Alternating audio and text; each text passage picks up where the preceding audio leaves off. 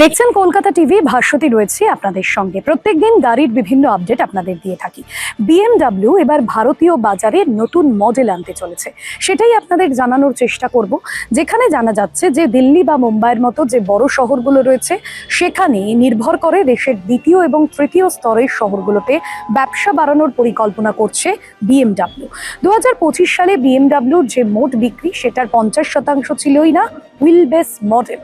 ভারতে দাঁড়িয়ে এই মুহূর্তে বিএমডব্লিউ কিন্তু যথেষ্ট বাজার ভালো করছে।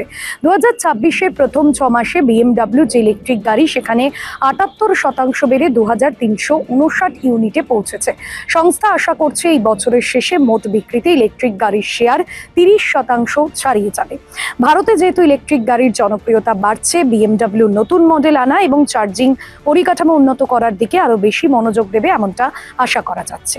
এবার 2030 সালের মধ্যে ভারতে প্রতি বছর 30,000 বিএমডব্লিউ এবং মিনি ব্র্যান্ডের গাড়ি তা যে বিক্রি করার লক্ষ্যমাত্রা নিয়েছে। বর্তমানে তাদের যা বিক্রি সেখান থেকে 2025-এ বিএমডব্লিউ 18,000 একটি গাড়ি বিক্রি করেছিল। এবার যেটা দেখা যাচ্ছে যে বিএমডব্লিউ গাড়ি বিক্রির 50%ই ছিল না হুইল বেস মডেল, যা 2024 সালে মাত্র 29%। 2024 সালে বা 26 সালের দিকে 6 মাসে এর যে শতাংশ সেটা 52% বেড়ে গিয়েছে। সংস্থা আশা করছে এই বছরের শেষে বিএমডব্লিউ বিক্রির 60%-এর বেশি হবে। শুধু দিল্লি বা মুম্বাইয়ের মতো বড় শহরগুলোর উপর নির্ভর করে দেশের দ্বিতীয় বা তৃতীয় স্তরের শহরগুলোতে ব্যবসা বাড়ানোর পরিকল্পনা করছে বিএমডব্লিউ। যেখানে বড় শহরগুলোতে বিক্রির হার 14 থেকে 15% বাড়ছে, সেখানে ছোট শহরগুলোতে 20%-এর বেশি বৃদ্ধি দেখা যাচ্ছে।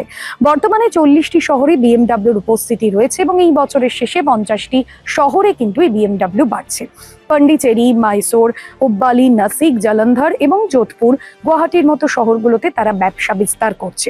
তবে যেটা দেখা যাচ্ছে যে দাম বৃদ্ধি এবং কঠিন প্রতিযোগিতা সত্ত্বেও কিন্তু ভারতের যে লাক্সারি বাজার সেখানে বিএমডব্লিউ জনপ্রিয় রয়েছে এবং আগামী দিনেও কিন্তু যথেষ্ট জনপ্রিয়তা হবে, কারণ যেভাবে ইলেকট্রিক গাড়ির চাহিদা এই মুহূর্তে বাড়ছে সেই জায়গায় গিয়ে কিন্তু এই গাড়ির চাহিদা আগামী দিনে যথেষ্টই বাড়তে পারে বলে মনে করা হচ্ছে।